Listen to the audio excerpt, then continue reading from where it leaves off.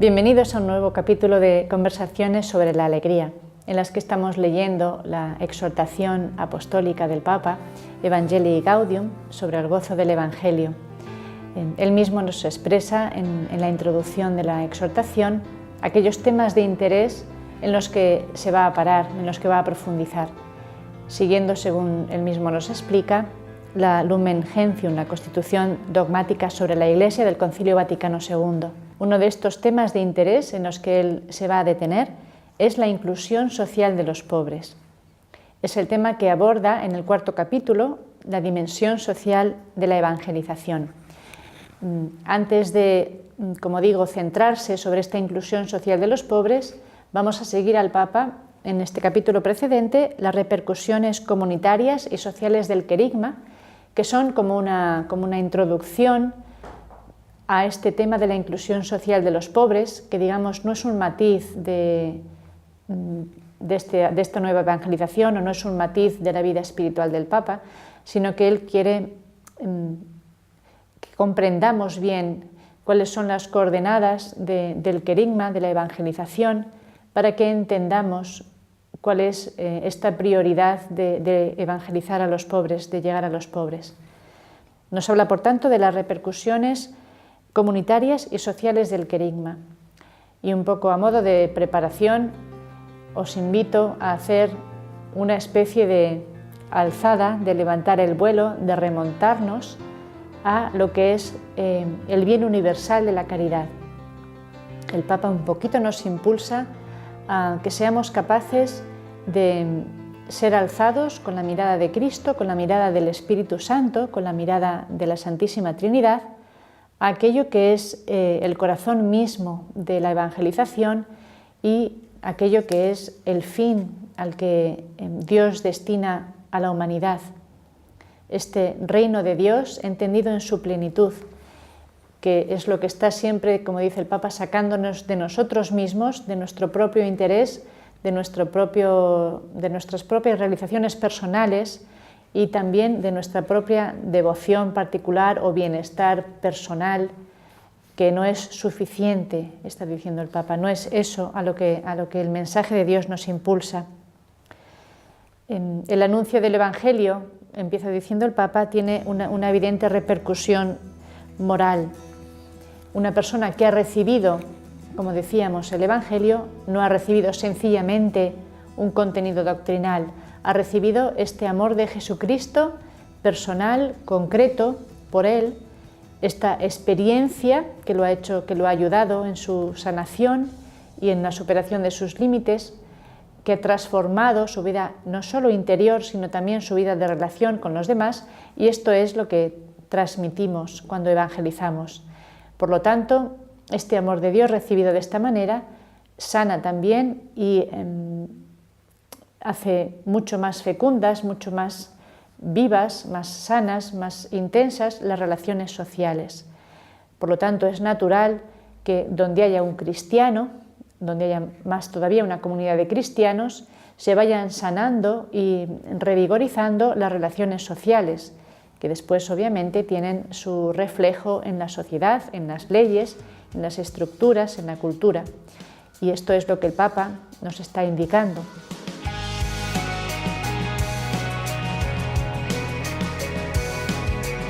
Un amor que se manifiesta precisamente en la encarnación, en el haber asumido todas las realidades humanas, como ha hecho Jesucristo, y su fidelidad a la verdad, su pasión por la verdad, su amor al hombre en cualquiera de sus circunstancias y en todas sus circunstancias, nos impulsa a hacer nosotros lo mismo. Dice, a desear, buscar y cuidar el bien de los demás. Es un amor que no nos permite quedarnos en nuestra comodidad, que tampoco nos permite quedarnos en nuestra propia concepción de lo que es la caridad, una caridad, como el Papa dice, a la carta, en la que yo me contento con mi porción de aquello que hago por los niños o por los pobres o por los ancianos. Tenemos que dejarnos elevar la mirada hacia donde el Papa nos espera, para verlo como Él nos pide que lo veamos. dice que esta es la fecundidad, esta es la potencia del anuncio evangélico y que es un peligro enorme, es un peligro y es dañino acostumbrar nuestros oídos, haber acostumbrado ya nuestra mente a este poder transformador del anuncio del amor de Dios. El deseo de Jesucristo es la salvación del hombre, como lo es también instaurar el reino de su Padre, un reino donde reina la justicia, la verdad, el desarrollo del hombre en todas sus capacidades, en todas sus libertades, y esto debe ser lo que nosotros cultivemos en nuestro corazón, no sencillamente una caridad puntual, por así decirlo, sino tener en nosotros ese deseo ardiente del corazón de Cristo de implantar el reino de Dios, un reino que, como repite el Papa, nos precede, ya está, digamos, en semilla, ya está en potencia, pero nosotros tenemos que desvelarnos, tenemos que salir, como dice siempre el Papa, de nuestra propia estrechez y limitación para acoger en nuestro corazón este deseo de totalidad y de universalidad, que el reino de Dios, que las notas propias de la vida trinitaria sean las notas que predominen entre los hombres. Es un proyecto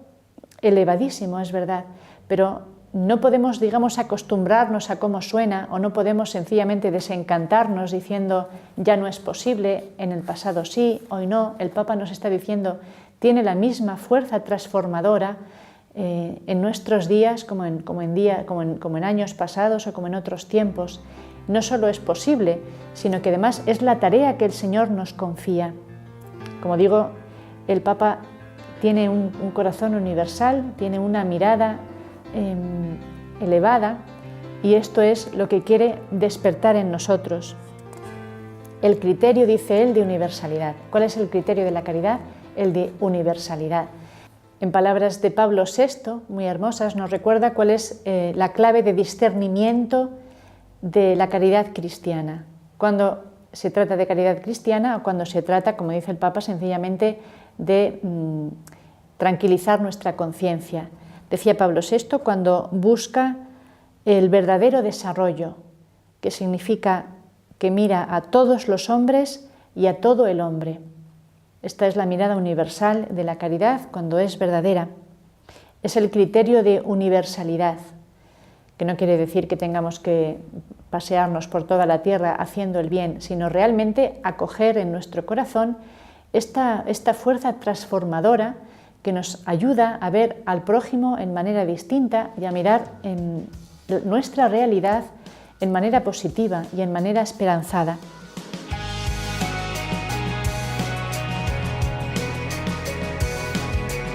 Nos sigue elevando el Papa con las palabras de la revelación a ese destino final al que mueve el Señor toda la historia y toda la creación, a esa recapitular todas las cosas del cielo y de la tierra bajo un solo jefe que es Cristo. En esta peregrinación histórica del pueblo de Dios, que comenzó hace muchos años, el fin consiste precisamente en que el reino de Dios, el amor de Cristo, en toda su vitalidad, se ha implantado de tal manera que todas las cosas de cielo y tierra puedan ser incorporadas en Cristo, que todo pueda ser un reflejo de ese amor del corazón de Cristo, amor por el Padre, amor del Espíritu Santo, amor trinitario.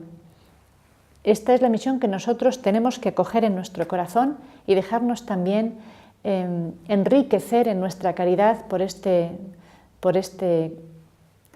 verdad, esta verdad del Evangelio. Como conclusión de estas repercusiones sociales y comunitarias del querigma, plantea el Papa un tema siempre en debate, que es la enseñanza de la Iglesia sobre las cuestiones sociales. Y lo plantea precisamente sobre este presupuesto de que el mensaje cristiano no es un mensaje personal, que la fe no puede reducirse al ámbito de lo privado, sencillamente porque no se trata de una experiencia subjetiva más o menos reconfortante o que ayuda a superar los traumas, no tiene nada que ver con eso, La fe se fundamenta en el amor de Dios que es creador, que es difusivo y que por sí mismo nos hace identificarnos con Dios, es decir, nos transforma en aquello que es Dios mismo. Dios es verdad, Dios es bondad, Dios es amor, y por lo tanto esto tiene unas repercusiones a nivel no solo individual, sino obviamente comunitario y social. Por eso el Papa recuerda que no se puede reducir a la Iglesia o la experiencia cristiana al ámbito de lo privado, y que tampoco se puede pedir a la Iglesia no dar una palabra en lo que es el bien del hombre. El Papa siempre es muy concreto y nos pide también que seamos concretos en nuestras análisis de la situación, de nuestras posibilidades. Y él dice, por ejemplo, que obviamente no se puede reducir al intimismo un mensaje, por ejemplo, como el de San Francisco de Asís o el de la Beata Madre Teresa de Calcuta. Personas que han vivido, cierto, su vida cristiana con una fidelidad personal extraordinaria, pero que no pueden no tener un impacto, que no pueden no transformar la vida de las personas que les ven, porque son un anuncio tan explícito, tan claro, tan atrayente de lo que es una vida transformada en Dios, que están indicando ciertamente el camino de la alegría, aquello a lo que el Papa nos está llevando con su exhortación, con sus palabras.